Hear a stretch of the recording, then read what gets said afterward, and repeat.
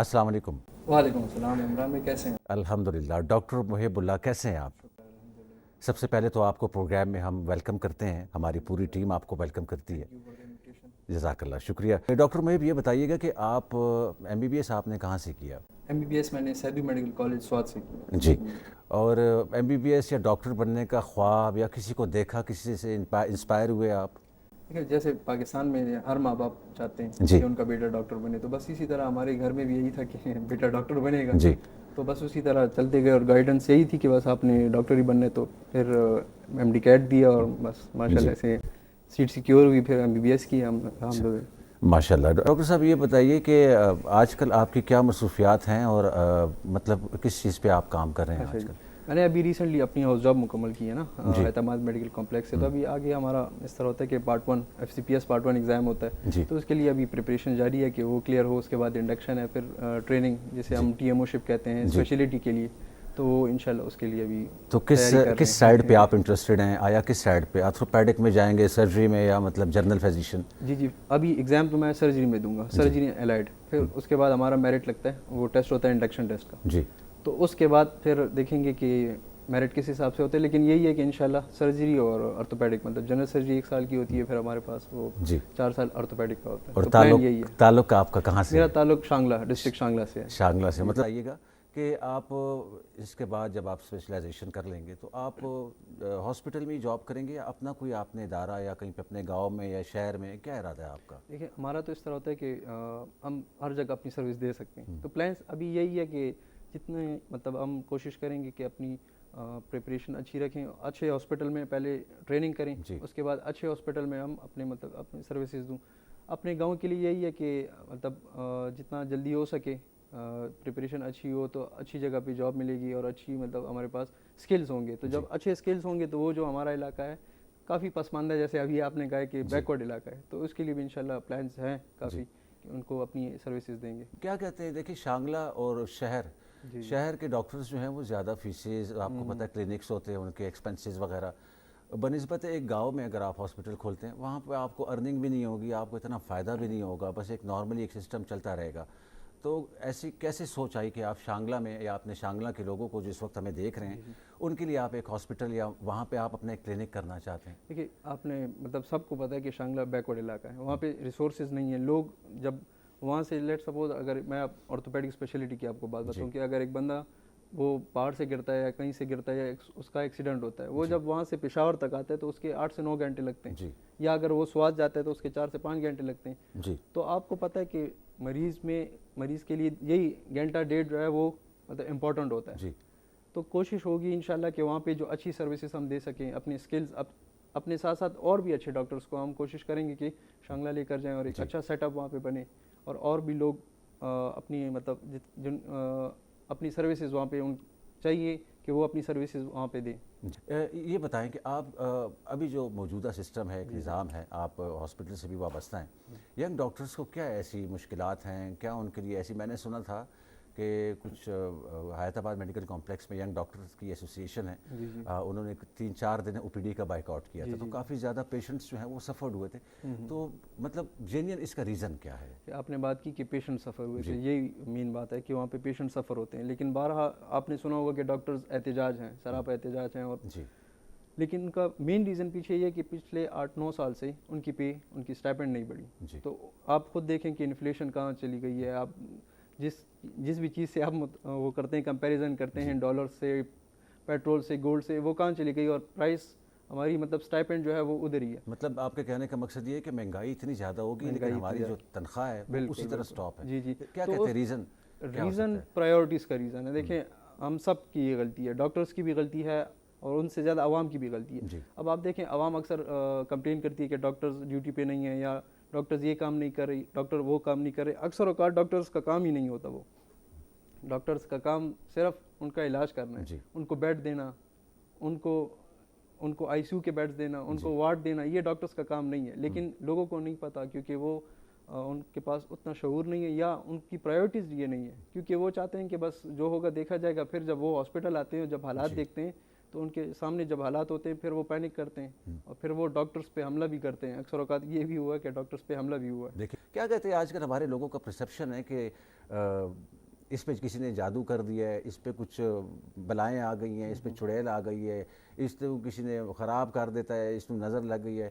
تو زیادہ تر لوگ جو ہوتے ہیں نا وہ یا عاملین کے پاس بھاگتے ہیں یا روحانی علاج والے کے پاس. جو قرآن سے علاج کرتے ہیں وہ تو ٹھیک ہے الحمدللہ, لیکن اس میں کافی اور چیزیں بھی آ جاتی ہیں. کچھ لوگ بالکل ٹھیک ہوتے ہیں, ان کو میڈیکیشن کی یا میڈیکل ٹریٹمنٹ کی ضرورت ہوتی ہے, لیکن وہ پھر بھی جاتے ہیں ایسے لوگوں کے پاس جن کو کچھ سمجھ نہیں آتی, الٹے سیدھے ٹوٹکے کر رہے ہوتے ہیں. تو آپ لوگوں کو, عوام کو کیا ایک میسیج دینا چاہیں گے؟ یہ آپ نے بڑا اچھا ٹاپک اٹھایا کہ دیکھیں عوام بینگ اے مسلم سب کو پتہ ہے کہ نظر حق ہے, وہ لگتی ہے. آپ نے بات کی کہ لوگ پھر عامل کے پاس جاتے ہیں اور جدھر بھی جاتے ہیں, ٹھیک ہے. تو مسئلہ ان کا سارا ہوتا ہے سائیکیٹرک ایشوز ہوتے ہیں, لیکن سائیکیٹری ایک ایسی فیلڈ ہے جو پاکستان میں سب سے نیچے ہے. لوگ اس کی طرف نظر مطلب اس طرح کا نہیں کرتے. اگر آپ سائیکیٹرسٹ ہیں تو آپ کو کہیں گے کہ یہ پاگلوں کا ڈاکٹر ہے, حالانکہ ایسے نہیں ہے. اب باہر دیکھیں تو سائیکیٹری جو ہے وہ ایک رسپیکٹیبل فیلڈ ہے. لوگ سیشنز کے لیے جاتے ہیں, جی ایسا ہی ہے بالکل. اگر ان کو کوئی مسئلہ نہیں ہے وہ سیشنز کے لیے جاتے ہیں, بزنس مین, انٹرپرینور سب جاتے ہیں. لیکن یہاں پہ لوگ ان کو بالکل ایک سائٹ پہ رکھتے ہیں. آپ نے جیسے بات کی کہ لوگوں کو یہ مسئلے ہوتے ہیں, سب کو سائیکیٹرک ایشوز ہوتے ہیں, مطلب انزائٹی اور ڈپریشن. بالکل جی سارا گیم اسی کا ہے. آج کل کے دور میں یہ کامن ہے, یہ ڈیزیز بہت کامن ہے. کیونکہ چیزیں ایسی ہیں کہ ان کے بارے میں کوئی بات کرتا نہیں ہے. ہم سے پہلے جو جنریشن ہے انہوں نے اس پہ بات نہیں کی, انہوں نے اس بارے میں کبھی سوچا نہیں ہے. لیکن سارا ایشو جو ہوتا ہے وہ ہمارے برین کا ہی ہوتا ہے, نیورو ٹرانسمیٹرز کا ہوتا ہے. تو ایشو سارا انزائٹی, ڈپریشن, سیزوفرینیا, آپ نام لیں, سارے ایشوز یہ ہوتے ہیں. پھر آپ نے بات کی کہ کچھ لوگ ٹھیک ہوتے ہیں, تو کچھ لوگ جو ہے وہ ہم جیسے ہم ٹرم یوز کرتے ہیں میلیگرنگ, وہ اپنے مطلب ان کو مسئلہ نہیں ہوتا لیکن وہ خود کریٹ کرتے ہیں یا بناتے ہیں یا کوشش کرتے ہیں کہ ہمیں یہ مسئلہ ہے. تو سائیکیٹرک ایشوز کے نیچے سب کچھ چھپ جاتا ہے, کیونکہ اس کے لیے کوئی ٹیسٹ ہی نہیں ہے نا پاکستان میں, تو بالکل ہی نہیں ہے. لیکن آپ کیا کہیں گے کسی کو کہ مجھے کیا مسئلہ ہے؟ وہ آپ کے برین کا کوئی کچھ کر تو نہیں سکتا. فنکشنلی آپ دیکھ سکتے ہیں میڈیکیشن سے تو بہتر ہو سکتے ہیں بالکل. میرے کہنے کا مطلب ہے کہ جو لوگ میڈیکیشنز کے لیے جب آتے ہیں تو ان میں پورا کام ہوا ہوتا ہے. تو چاہیے یہ کہ اگر بندے کو یہ ایشوز آئیں تو فوری سائیکیٹرسٹ کے پاس جائیں, کسی کے ساتھ ڈسکشن کریں. ڈاکٹر صاحب میں نے ایسے بھی ڈاکٹرز دیکھے ہیں نا کہ جب آپ مطلب بینگ اے پیشنٹ ان کے پاس ہم وزٹ کرتے ہیں تو وہ پیشنٹ کو روک دیتے ہیں کہ آپ مجھے نہ بتائیں, آپ خاموش رہیں. وہ نوٹ کرتے ہیں, حرکات سکنات ایسی دیکھتے ہیں, اور اس کے بعد پھر جو ہے وہ پیشنٹ کو 2 میڈیسن لکھ کے دیتے ہیں. میرے ساتھ ایک اتفاق ہوا کمپلیکس ہاسپٹل میں, اور ایک پروفیسر ہیں ڈاکٹر امیر عباس صاحب, بہت زیادہ مطلب ایجوکیٹڈ اور بہت لائق, اللہ نے ان کے ہاتھ میں شفا دی, بہت زیادہ شفا رکھی. ان کے پاس میں گیا نا تو میں ان کو بتایا, میں نے کہا سر یہ میرا ایک بیٹا ہے, بول سن نہیں سکتا, اسپیشل ہے, اور اس کے ساتھ سر یہ پرابلم. وہ مجھے کہتے ہیں پلیز کیپ کوائٹ, آپ خاموش ہو جائیں, میں ڈاکٹر ہوں, میں دیکھتا ہوں ان کو.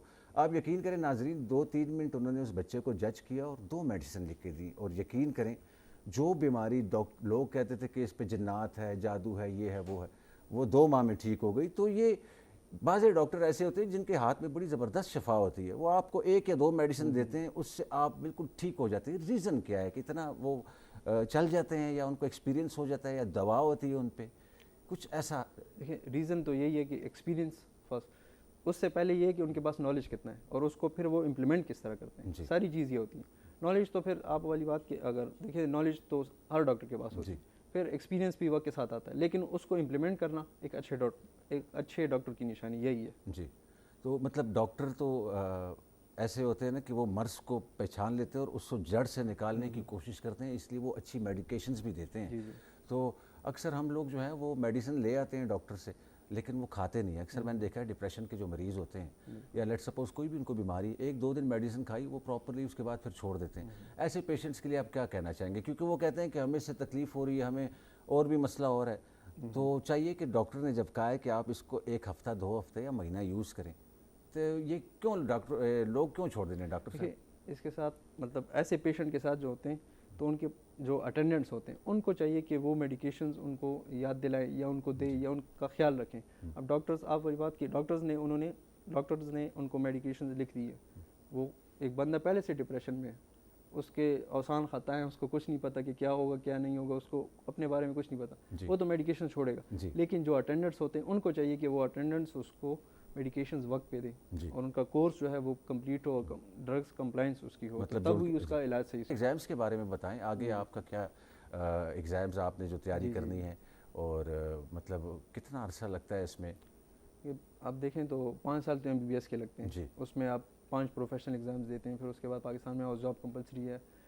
اس کے بعد اگر آپ نے اپنا پاتھ وے چوز کرنا ہے تو وہ ڈپینڈ کرتے ہیں کہ ہر بندے کا اپنا پاتھ وے ہوتا ہے. اگر آپ نے فورن ایگزامز دینے ہیں جیسے USMLE, پلیب ہوگی, یا اسٹیٹ میڈیکل کونسل کا کوئی ٹیسٹ ہے, یا گلف کنٹریز کے لیے آپ نے جانا ہے اس کے الگ ٹیسٹ ہیں.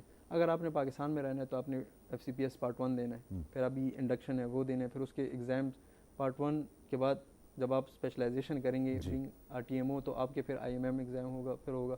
تو یہ ڈپینڈ کرتا ہے کہ پاتھ وے آپ نے کون سا چوز کیا. جی. تو یہ MD جو آج کل اسٹوڈنٹس کر رہے ہیں ان کے جو ایگزامز وغیرہ اس کے حوالے سے آپ کیا کہنا چاہیں گے؟ MD CAT کی آپ بات کریں جو ابھی ریسنٹلی ہوگا. جی بالکل. دیکھیں MD CAT جو ہوتا ہے وہ بالکل بیس لائن ہوتی ہے. تھوڑا سا اس کے بارے میں بتا دیں کہ ناظرین کو پتہ لگے کہ MD CAT ہے کیا چیز. دیکھیں MD CAT جو ہے وہ انٹری ٹیسٹ, جیسے عام الفاظ میں ہم انٹری ٹیسٹ کہتے ہیں.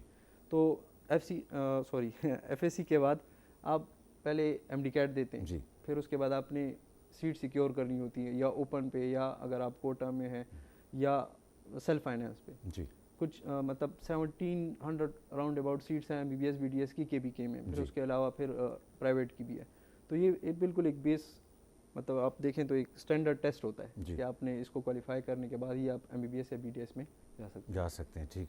اور یہ بتائیں اب تھوڑا سا میڈیکل فیلڈ سے تھوڑا ہٹ کے آتے ہیں, کیونکہ ایکسٹرا کریکولر ایکٹیویٹیز بھی بہت کامن ہونی چاہیے. کیا ایسی آپ کی کیا ایکسٹرا کریکولر ایکٹیویٹیز ہیں؟ مطلب عام مشاغل کیا ہیں؟ کوئی گیم, کوئی اسپورٹس, ٹی وی دیکھنا, کوئی پروگرامس دیکھنا؟ پاکستان میں تو دیکھیں سب جو ہے وہ کرکٹ ہی کھیلتے ہیں. اسپورٹس جو ہے وہ پاکستان کا قومی کھیل جو ہے وہ ہاکی ہے, لیکن لوگ کرکٹ کھیلتے ہیں. تو اسی طرح کرکٹ میں نے کھیلی ہے میٹرک ٹائم پہ, پھر FSC میں میڈیکل کالج میں ہم نے مطلب کافی کرکٹ کھیلی ہے. اس کے علاوہ میں نے ویلفیئر اپنا ایک آرگنائزیشن میں نے اسٹارٹ کی تھی میڈیکل کالج کے ٹائم پہ ہی, تو میں نے وہ بھی کافی ٹائم اس کو رن کیا. تو باقی صرف اسٹڈیز کے علاوہ ہم نے بھی کافی چیزیں کی ہیں. کو کریکولر ایکٹیویٹیز مسٹ ہیں. آپ کو چاہیے کہ صرف اسٹڈیز میں آپ A1 نہ ہو, بیسٹ نہ ہو, باقی چیزیں بھی کریں, کیونکہ اسپورٹس جو ہے وہ آپ کو ریئل لائف کے ساتھ ریلیٹ کرتی ہیں, وہ آپ کو کافی چیزیں سکھاتی ہیں. تو سب کو چاہیے کہ کوئی بھی اسپورٹس ہو, کرکٹ ہو, جو بھی ہو, آپ جو بھی کھیل سکتے ہیں, ساتھ میں کو کریکولر ایکٹیویٹیز مسٹ ہیں. ایگزیکٹلی. اور ایک چیز میں یہ بھی شیئر کرنا چاہوں گا, میرا چونکہ تعلق اسپورٹس سے ہے, باڈی بلڈنگ سے ہے, فٹنس سے ہے, تو میرے پاس اکثر جم میں ایسے لوگ آتے ہیں جو انتہائی ڈپریسڈ ہوتے ہیں. مطلب آپ کہہ سکتے ہیں کہ مطلب میں ایک ٹرینر ہوں, تو میں ان کو کس طرح سے ان کو ٹھیک کر سکتا ہوں. تو فرسٹ جب میں ان کی کنڈیشن دیکھتا ہوں تو اپنی طرف سے کوشش کرتا ہوں کہ ان کو انٹرٹین کروں, جس طرح ڈاکٹرز کرتے ہیں کہ وہ اپنے پیشنٹ سے بات کرتے ہیں. میں ان سے پوچھتا ہوں کیوں ڈپریس ہو, کیا ہے, کیا مسئلہ, سر یہ فلانا, مطلب وہ اپنا پورا وہ بتا دیتے ہیں. جب ان کو میں ایک اچھا انوائرمنٹ دیتا ہوں جم میں, ٹھیک ہے, وہ خوش ہوتے ہیں, آپس میں ایک سوشل گیدرنگ ہوتی ہے, یار دوست ملتے ہیں, گپ شپ لگتی ہے, تو میرے کافی سارے جو اسٹوڈنٹس ہیں وہ ڈپریشن اور انزائٹی سے نکل چکے ہیں. تو سپورٹس اچھی چیز ہے, اور اپنا جسم بنانا, اس کا خیال رکھنا, تو ویسے بھی اللہ تعالیٰ نے کہا ہے کہ اپنے جسم کی حفاظت کرو, اس کا میں پوچھوں گا آپ سے.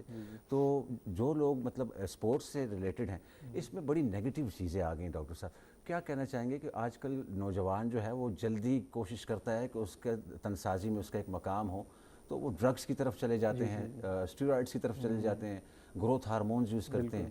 کیونکہ میرا اپنا ناظرین جم ہے, تو میں اس میں کبھی بھی کسی بھی اسٹوڈنٹ کو نہ کوئی سپلیمنٹ پریفر کرتا ہوں, نہ کوئی ڈرگز, نہ کوئی چیز جس سے انسانی زندگی کو خطرہ ہو.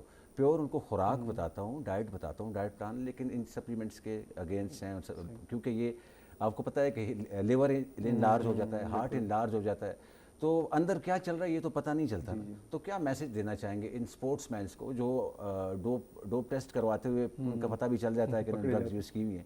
کچھ اچھا سا میسج, کوئی اچھی سی ان کو ڈائٹ بتائیں کہ یہ کس طرح اپنے آپ کو فٹ رکھ سکتے ہیں. دیکھیں سپلیمنٹس جو ہیں وہ نارمل جو ملٹی وٹامنز وغیرہ ہوتی ہیں, چلو ایکسیپٹیبل ہیں. باقی جو جیسے آپ نے بات کی انابولکس ہو, اسٹیرائڈز, یہ چیزیں ہیں, یہ باڈی بھی آپ کی ایکسیپٹ نہیں کرتی. دیکھیں باڈی کی اپنی ایک کیپیسٹی ہوتی ہے, ہارٹ کی, لیور کی, ان کے فنکشنز ہوتے ہیں, ان کی کیپیسٹی ہوتی ہے. آپ ان پہ ایک دن زور ڈالیں گے, 2 دن ڈالیں گے, ایک ہفتہ ڈالیں گے, چلو ایکسیپٹیبل ہے. اللہ تعالیٰ نے ایک جسم بنایا ہے, اس کے لیے کیپیسٹی بنائی ہے, لیکن اب اس کیپیسٹی کے اوپر آپ جا رہے ہو تو پھر آپ کو اس کے سائڈ ایفیکٹس ہوں گے, اس کے نقصان ہوں گے, کافی لوگوں کی جان بھی جا سکتی ہے, اور جا چکی ہے. اور انہی وجہ سے ہمارے پیرنٹس جو ہیں ہمیں پھر جم جانے نہیں, انہی وجہ سے مطلب چھوڑتے ہیں کہ یار جم میں آپ جاؤ گے تو یہ چیزیں آپ کرو گے, اور پھر یہی نقصان ہوتے ہیں. تو ان کو چاہیے کہ جو نیچرل فوڈ ہے, نیچرل ڈائٹ رکھیں, اور جو بھی نیچرل ڈائٹ ہو, ہائی پروٹینیشیس ڈائٹ وہ رکھیں. باقی یہ جو جو نیچرل چیزیں ہیں ان پہ زیادہ فوکس کریں اور نیچرل باڈی بنائیں, آرگینک باڈی بنائیں. یہ سپلیمنٹس اگر ان سے جتنا دور ہو سکتے ہیں, جتنا نہیں پورا ہی ان سے دور رہیں تو بہتر ہے. ڈاکٹر صاحب یہ پوچھنا چاہ رہا تھا کہ کیسوں کہ بس یہی پوچھنا پہ اور مطلب یہی پوچھ رہا ہے اور کوئی کام ہی نہیں ہے. یہ بتائیے کہ مطلب زندگی کو خوشگوار اور اچھے طریقے سے گزارنے کے لیے کس قسم کی خوراک اور کس قسم کتنی نیند ہمیں چاہیے ہوتی ہے, اس کے حوالے سے بتائیے گا. کہ سب سے ضروری چیز ہے نیند. نیند آپ کو مطلب ایک ایسی چیز ہے, وہاں پہ ہارمونز جو ہیں وہ آپ کی گرو کرتے ہیں. آپ نے بات کی کہ گروتھ کی, تو ایک تو نیند میں یہ ہے کہ آپ کی گروتھ ہوتی ہے. کچھ ہارمونز ایسے ہیں, گروتھ ہارمون وغیرہ, وہ نیند میں کام کرتے ہیں. دوسری بات یہ کہ وہ آپ کی ریکوری ہے. جیسے آپ جم کے آپ کو زیادہ پتہ ہوگا, آپ ریلیٹ بھی کر سکیں گے کہ سلیپ جو ہے وہ کافی امپورٹنٹ ہے. اب رہ گیا فوڈ کا. فوڈ یہ ہے کہ جب نارمل جو ہمارا سین ہوتا ہے کہ ہم پاکستان میں سب لوگ ناشتہ اور پھر لنچ اور ڈنر کرتے ہیں. اس کے علاوہ بھی آپ اچھی خوراک, نیچرل خوراک, جو ڈرائی فروٹس وغیرہ ہیں آپ وہ بھی لے سکتے ہیں, فروٹس بھی لے سکتے ہیں.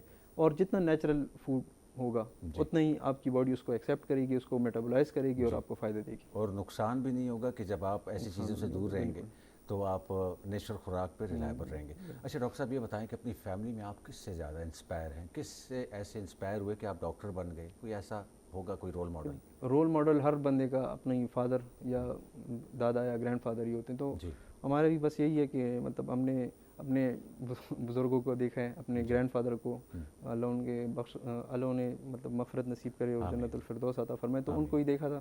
پھر کافی انہوں نے مجھے سمجھایا تھا جب وہ ریٹائر تھے, اور ایم ڈی کیٹ کے ٹائم پہ انہوں نے کافی مجھے سمجھایا تھا اور گائیڈنس دی تھی, اور وہ مینٹورشپ جیسے ہم کہتے ہیں تو وہ کی تھی. تو بس انہی کی وجہ سے ہم نے اپنی مطلب میں نے اپنی محنت جاری رکھی اور کوشش کی کہ ایم ڈی کیٹ کلیئر ہو, کیونکہ ان کا خواب تھا. ڈاکٹر صاحب یہ بتائیے گا کہ لائف میں مطلب ڈاکٹر آپ کو جب لوگ بلاتے ہیں تنگ نہیں ہوتے آپ؟ ڈیلی آپ کو ایک ہی آواز, ڈاکٹر اسنگا چل رہے, ڈاکٹر کیسے ہیں آپ, ڈاکٹر خیر نہ لائے ہو, تنگ نہیں ہوتے اس چیز؟ نہیں, تنگ کیوں ہوں گے, خوش ہوتے ہیں. اچھا, زیادہ دوست آپ کا نام لیتے ہیں یا آپ کو ڈاکٹر بولتے ہیں؟ بس دوست جو قریبی ہوتے ہیں وہ تو نام لیتے ہیں, وہ تو دوست ہی رہتے ہیں. وہ اگر آپ ڈاکٹر ہو یا جو بھی ہو وہ آپ کو نام ہی لیتے ہیں. باقی جو کولیگس ہیں وہ ڈاکٹر وغیرہ کہتے ہیں, دوست آپ کو کہتے ہیں موئی بسنگا چل رہے, بس یہی ہوتا ہے. آپ کو پتہ ہے پشاور میں ہم سب اسی طرح کیجول ہیں, ریلیکس ہیں, سمپل ہیں. دوست آپ کے ہیں کافی سارے؟ جی ماشاء اللہ میرے کافی اچھے دوست. سلامت رکھے, اور ان سب کو ہماری طرف سے بھی السلام علیکم. اور اگر وہ دیکھ رہے ہوں تو ان سب کو آپ بھی کوئی میسج دینا چاہیں گے اپنے دوستوں کو, میرے جو کولیگز ہیں آپ کے, کوئی ایک اچھا سا میسج؟ اچھا میسج تو یہی ہوگا کہ دیکھیں بس جو بھی وہ کر رہے ہیں وہ کرتے جائیں, اور لائف میں جو جس طرح ماشاء اللہ سے وہ سب سیریس ہیں اسی طرح سیریس رہیں اور کچھ کریں.